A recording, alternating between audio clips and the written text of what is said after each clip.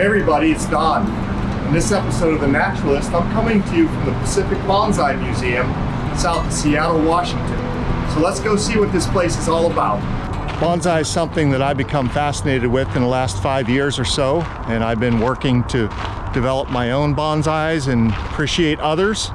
So my visit today is one that I've seen others visit online and so forth, Pacific Bonsai Museum, and has some very fine examples of species and styles, and very informative about how to do bonsai, why you do certain things, and there's a helpful, knowledgeable staff on hand as well to answer questions.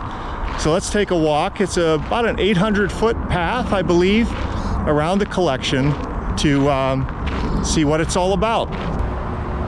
This tree is a native to parts of Ohio, eastern US, staghorn sumac, which normally grows as a small tree or shrub, multi-stemmed very often. But as you can see here, you can turn anything into a bonsai with some creativity. This tree originated in 1976 and has been trained since 1986.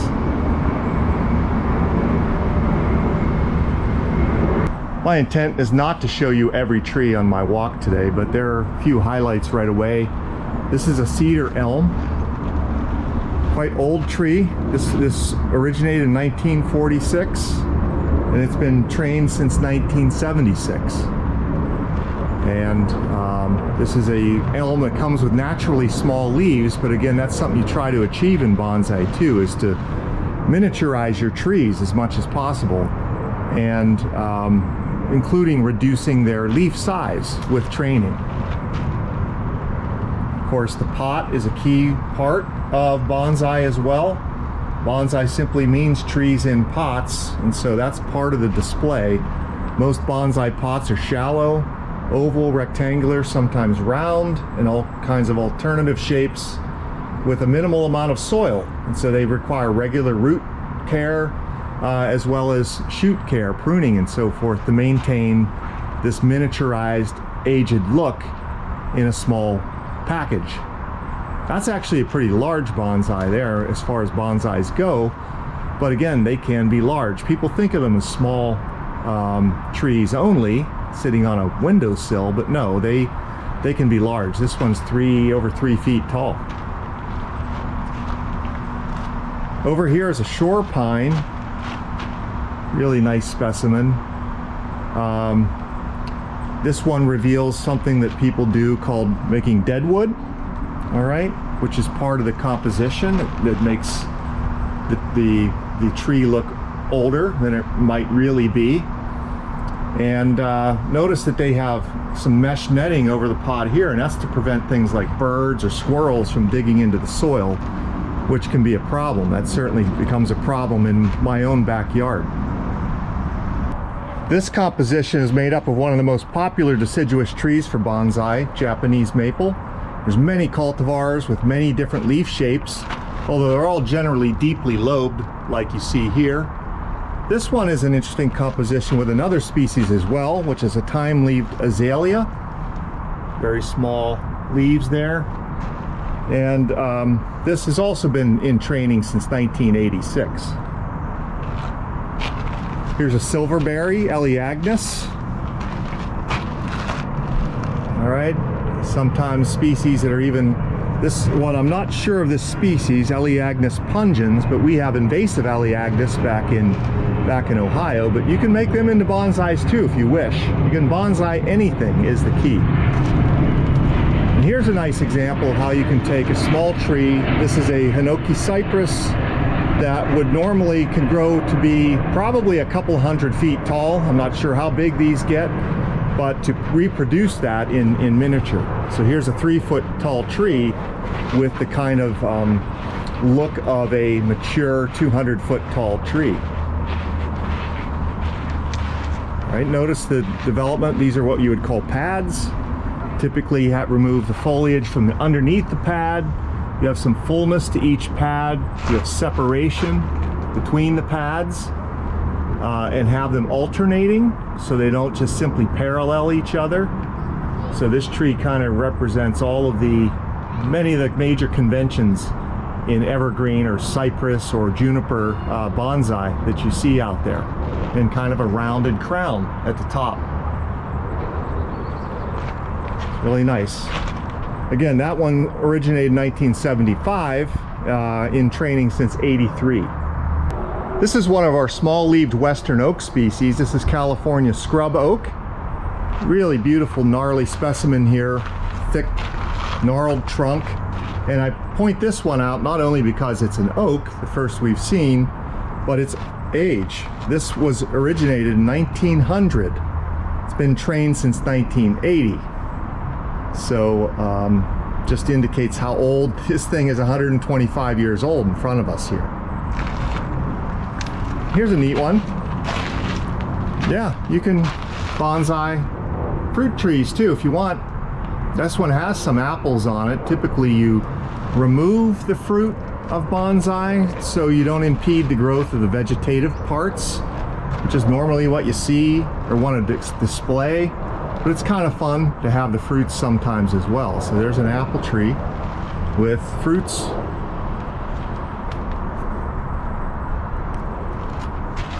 And then one more nice planting here that represents what you'd call a forest planting, which is a multiple stemmed composition made up of multiple individuals, so it looks like a grove of maples in this case, another Japanese maple. This tree is one of the popular specimens for bonsai in the evergreen world. This is Japanese white pine and also Japanese black pine, two very commonly bonsaied trees. This one originated in 1950 when it started to be trained, suggesting this one was trained starting as a seedling. So you have a nice contorted trunk under there, beautiful pads. These trees have all looked like they've relatively recently been, they're probably constantly maintained, but this one's a really beautiful specimen.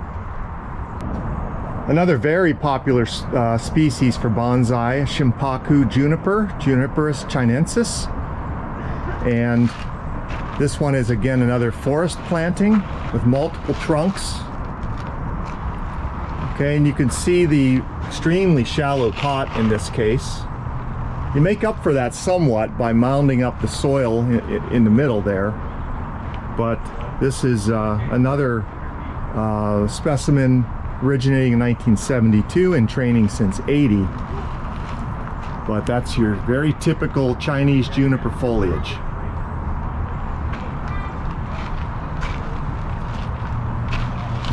Over here's another of the maples that's commonly used. This one's trident maple, originating in 1945 and training since '50, and this demonstrates something called a root over rock composition, where you literally have the tree growing over and around some obstacle, like a rock below it.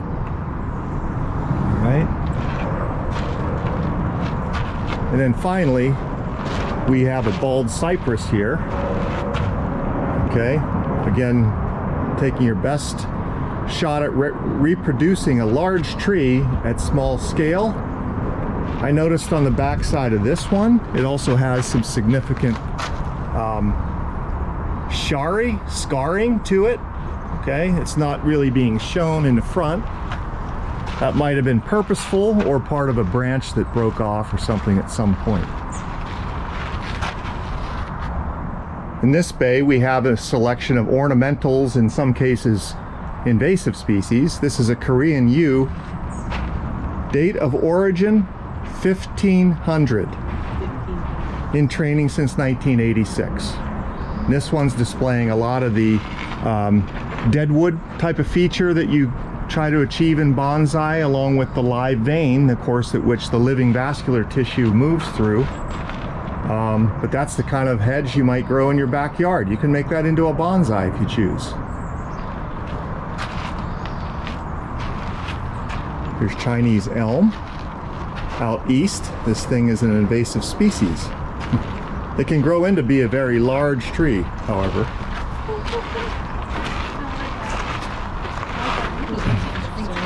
And this is a tamarisk. which is also an invasive species in the West. Beautiful lacy foliage, however. Okay, it's been wired in a very unique pattern I'm seeing. The darker twigs you see there are wired into those positions to give it this particularly interesting structure.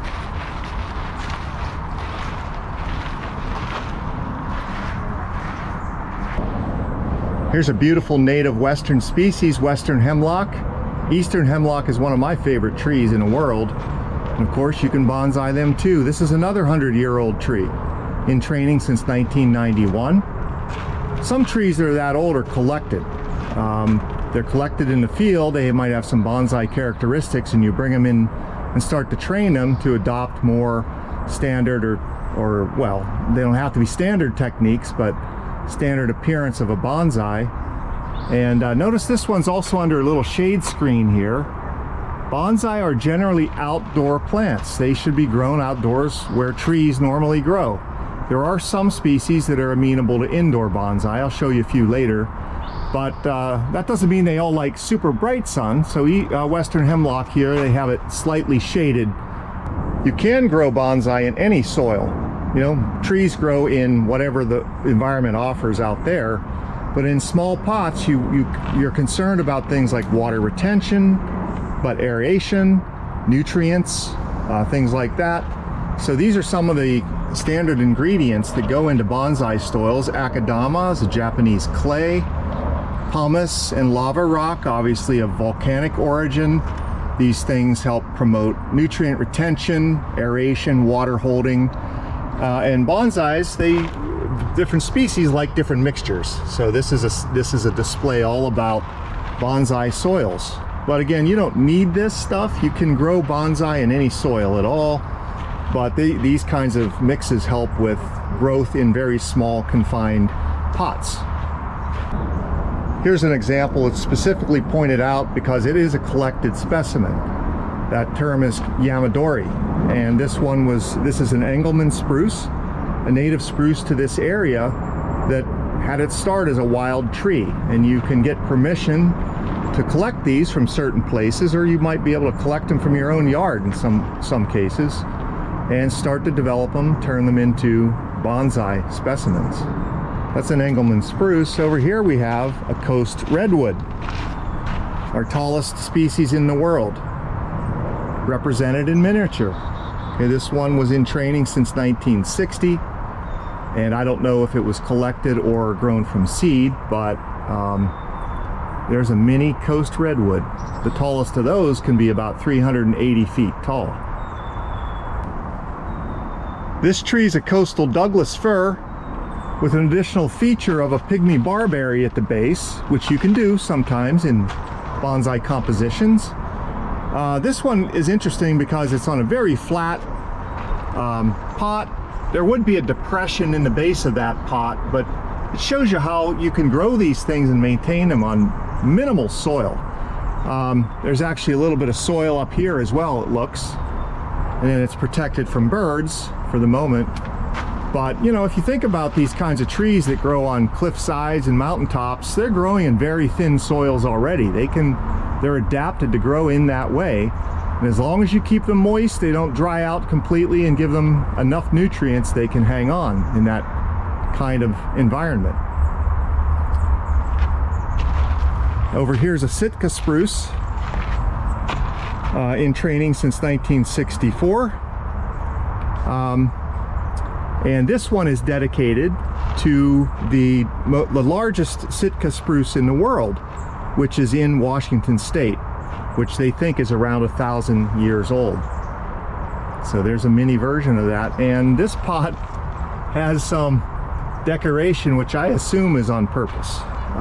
But there you go. Here's a vine maple, one of two major maple species you find out here with big leaf maple. Vine maple is much more amenable to bonsai because it has smaller, naturally occurring smaller leaves. Big leaf maple has leaves that can be over 1 foot long, so that's just a difficult thing to deal with in bonsai. It really throws off the proportions of your tree by having such large leaves. Over here's a mountain hemlock. This one looks like it's old to me. It was collected in the late 70s or 80s.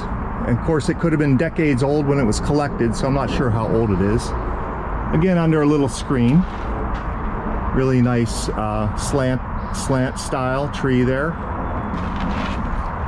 And this tree, this is just a Japanese maple. I wanted to point out, you can see it is pruned in a way that's sort of bonsai-like. And you could do this to trees in your yard too. This technique is called niwaki, and just simply is artistic pruning of landscape trees. And so they've done that here on several trees as well. And that's a Japanese maple. It's back in Ohio, it's like almost everybody has a Japanese maple in their yard, it seems. Here's a very large bonsai. This one is in a pot. It's a trident maple. Okay, but it's huge. This thing's about 6 to 7 feet tall. I could measure that because my 7-foot tall kid's here today. But that's one of the larger bonsais I've ever seen. Some might not even say that's bonsai, but it's niwaki at the least. Beautiful gnarly western red cedar. Again, these can grow into very large trees. Subalpine fir typically grows to be a much smaller tree in nature, in the mountains, but it's doing just fine as a bonsai as well. Okay, so let's keep going. I've made the turn back to the beginning. Since I showed you a Japanese white pine, here's Japanese black pine, which has fairly large needles, which is something you have to deal with in bonsai. But there's a really nice specimen. That's a 65-year-old tree there. And then over here we have a couple of junipers. This one's in what you might call a raft style, as though they're all floating along on a log and they pop up out of a raft. Okay, creeping juniper. And then a California juniper with a lot of deadwood there. Okay, and deadwood is something you have to, some of it's naturally occurring, but you can create that. You can debark the tree and bleach those areas to produce that nice whitish preserved wood with some living live veins and foliage. We're not far from the SeaTac airport, so we're here in Plains overhead today. But nonetheless, this is subalpine fir in a forest planting. This one must be old. Date of origin 1945, in training since 60. And note, if you can see in the camera, that a lot of these are still wired. Wiring is kind of a continuous process. You wire trees to shape branches and put movement into them. You take off those wires for a while, but then you may need to rewire the tree as it grows and changes. So bonsai is an ever-changing thing. It needs constant care. And frankly, that's half of the reason for doing it. It is a hobby. It's keeps you busy. And it's, I think, a very meditative hobby for me, which I've taken up starting about 5 years ago. Another Chinese elm. This is in a cascade or semi-cascade style, where part of the composition goes down below the pot level. Okay, but it has multiple pads, as you can see here, and then usually a crown on top. That's a pretty standard thing you have with cascade kinds of compositions. And when you display them, of course, you've got to have them more elevated because they have parts that extend down perhaps below the table level. All right, and there's another Japanese white pine. Well, that's a real thick base. This one displays tremendous what we call taper. Very thick base, but then it tapers quite quickly to a much thinner apex with a nice rounded crown, draping foliage in this case. So there's no real separate, there are pads, but they kind of overlap and drape over each other. So this one has kind of a lampshade sort of feel to it. And of course, showing the trunk, at least being able to see part of the trunk, is critical in bonsai as well. I've passed a number of beautiful junipers and pines, but I've shown you examples already. Here's one though that's another backyard tree, especially in the eastern US, Scotch pine or Scots pine. And this one originated in 1970 and training since 1980. And displaying a really beautiful growth form. Something that people could decide to do with their own trees in their yard if they'd like. Here's a Korean hornbeam. Just pretty much a simple canopy, but this displays some very standard things. You typically have a pyramidal or conical shape to a bonsai in one way or another. Having a little asymmetrical adds to the artistic value of it. Nice thick trunk, small leaves. This species has fairly small leaves naturally. Here's a Stewardia from 1945. Started, looks like, in training as a seedling. One thing I want to point out here too is that bonsai, they're beautiful to look at in all seasons. So with a deciduous bonsai like this, it looks nice with the foliage there, but when that foliage falls off in the fall, you also can really see the branch structure. This is especially true for, again, deciduous trees, and where you look for movement and ramification, branching, and so forth. And so you could come here in December and it would be beautiful just as well as now. That's a Stewardia. There's a mountain hemlock. Of course, evergreens have the advantage of having their green foliage all year, but during the growth season, they tend to have different colored foliage, darker green older needles, lighter green young needles, that adds some real variety. And then here's another trident maple. Okay, in more or less a formal upright form. Okay, we're in a shady part of the garden right now. We're in full shade. And that's because of these spruces and firs we have here. Well, this one's missing. As I said, bonsais need pretty much regular, constant maintenance. And, well, here it is. It's out on the table, ready to be, this one looks like it'll be pruned. It's not the quite right season to repot trees. That's typically a late winter, early spring thing.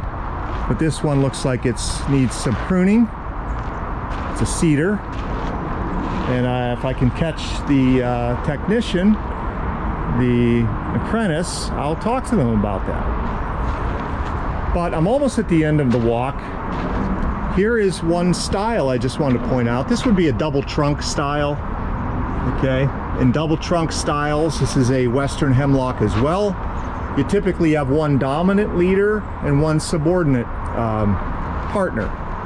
Okay, where the dominant leader kind of overshadows the subordinate partner, but you build the structure of each side off of each other. All right, so that's a beautiful double trunk style.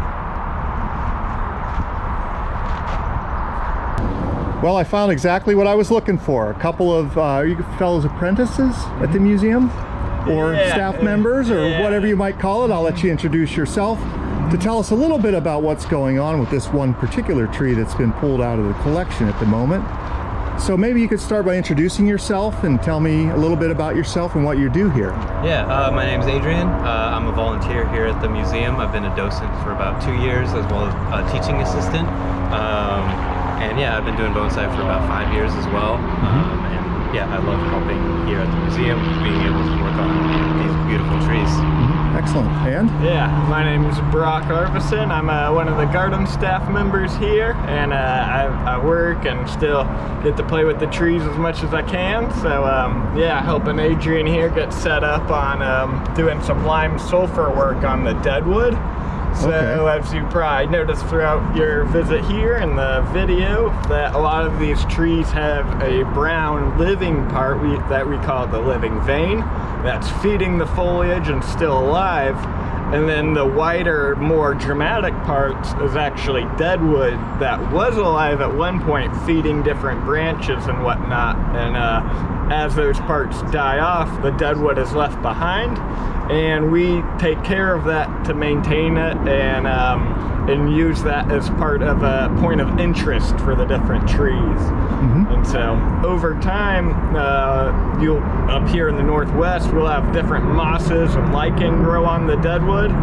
So what we do is we first clean it with a small little handheld power washer and wash all that off, and then we come through with lime sulfur, which is this yellow kind of a putrid smelling chemical that when you paint it on the deadwood, it makes it a very acidic environment, so that way no more moss or bacteria can grow on the wood and break it down. And so it's kind of a 3-in-1 where, as you can see, as he paints this, at first it looks yellow, but in a moment's time it will turn to a bright white color. So on top of acting as like a disinfectant for the deadwood, it also makes it bright white to seem as though that's been sun bleached for hundreds of years. And so it makes the wood look older, and it creates more contrast between that living and that dead part. Sure. So how often do you have to do that on, say, an existing piece of dead wood? Yeah, so to keep it nice and bright. Absolutely. So we typically do it once every few months, maybe once a year if we're too busy to get to it. But normally it can last for anywhere for 3 to 6 months before you start having very much moss start to move back in on. Right. Okay. And then what species do we have here? Yeah, this is an Eastern white cedar. Okay. From the Michigan, Minnesota area, that was collected from the wild. So in this particular instance, the deadwood that you see on it is actually natural and was created in nature prior to this, whereas some other trees like junipers and stuff, oftentimes the artist, if it's not a collected tree, can make that deadwood intentionally. And so yeah, this one we estimate is around 300 years old as a tree, but was only collected in the 80s or so. Yeah. So this is, I'm from Ohio. We have some populations of this species near us in Ohio, which are kind of strange for our area, but there are a few there. But yeah, beautiful. Yeah, they're really great trees for bonsai, as they create this beautiful frond-like foliage that is really reminiscent of the red cedars out here. And you guys they are Eastern white cedars, so it's reminiscent of that. But they create pads really easily, and when you prune them, they respond well. So you can see with this one, they hold on to deadwood, but also have a cool bark characteristic. So it's one of our favorite species as well. So when would you normally prune this species? Yeah, so pruning is, you can do that throughout the year. There's a few good times. One of the best times to prune any species is in the spring before growth starts. And for a tree this size, where it's a relatively big tree, we're not going to worry about like pinching it, because that's a little too much micromanaging of this species. Unless you're trying to keep like a very small sized one, then you might pinch it throughout the growing season.